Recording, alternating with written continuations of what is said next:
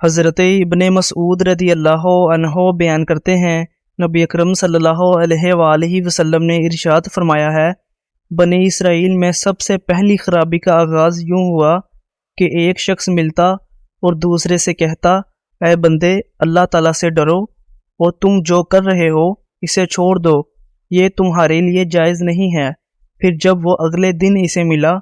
تو دوسرا شخص اسی حال میں تھا، تو پہلے نے اسے منع نہیں کیا کیونکہ وہ اس کے ساتھ کھاتا تھا، پیتا تھا، بیٹھتا تھا۔ جب ان لوگوں نے ایسا کرنا شروع کیا تو اللہ تعالیٰ نے ان کے دل ایک جیسے کر دیے۔ پھر نبی اکرم صلی اللہ علیہ وآلہ وسلم نے پڑھا،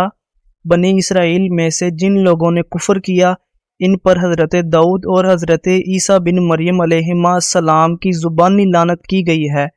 ایسا اس وجہ سے ہوا کہ انہوں نے نافرمانی کی اور حد سے تجاوز کر گئے،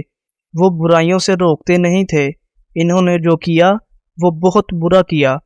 تم ان میں سے بہت سے لوگوں کو دیکھو گے جو دوستی رکھتے ہیں ان لوگوں کے ساتھ جو کافر ہیں، وہ اپنے لیے جو چیز آگے بھیج رہے ہیں وہ بہت بری ہے۔ پھر آپ صلی اللہ علیہ وآلہ وسلم نے فرمایا، ہرگز نہیں، اللہ کی قسم، یا تو تم نیکی کا حکم دیتے رہو گے اور برائی سے منع کرتے رہو گے اور ظالم کے ہاتھ کو روکتے رہو گے اور اسے حق کے سامنے جھکاتے رہو گے اور تم حق پر اکتفا کرو گے، یا پھر اللہ تعالیٰ تمہارے قلوب ایک جیسے کر دے گا اور وہ تم پر اسی طرح لعنت کرے گا جیسے اس نے ان پر کی تھی۔